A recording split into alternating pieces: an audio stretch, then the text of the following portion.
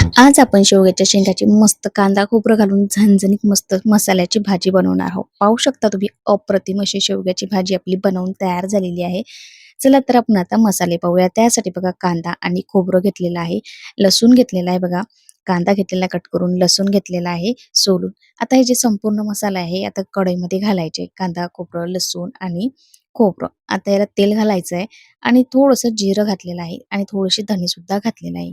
आता तेल घालून याचं छान असं आपल्याला जे मसाले आहेत ते आपल्याला भाजून घ्यायचे आहेत. आता हे मसाले थंड करून घ्यायचे आहे आणि मिक्सरच्या पॉटमध्ये घालायचं आणि वरून थोडंसं पाणी सुद्धा यामध्ये घालायचं आहे. बघा थोडासा कोथिंबीर घातलेला आहे. पावडर मसाले सुद्धा घालून घेतलेले आहेत. तिखट, मीठ आणि गरम मसाला घातलेला आहे आणि थोडंसं पाणी घातलेलं आहे. याचं छान असं आपल्याला वाटण बनवायचं आहे.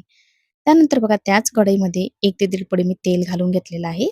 तेल छान तापल्यानंतर त्यामध्ये बघा जे वाटण बनवून घेतलेलं आहे ते घालायचं. छान मस्त तेल सुटेपर्यंत हे वाटण आपल्याला परतून घ्यायचं आहे. बघा यामध्ये थोडंसं मी आता पाणी घालून घेत आहे आणि हे वाटण जे आहे ते परतून घेत आहे. बघा वाटण छान परतून झालेलं आहे.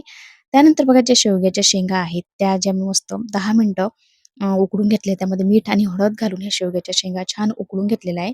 त्यामुळे जे शेवग्याच्या शेंगा ज्या आहेत ना त्या चवीला छान लागतात म्हणून त्यामध्ये मी हळद आणि मीठ घातलेलं आहे.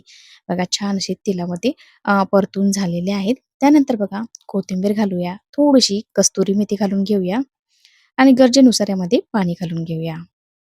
बघा मस्त असं झणझणीत आपली शेवग्याची मसाल्याची भाजी बनवून तयार झालेली आहे.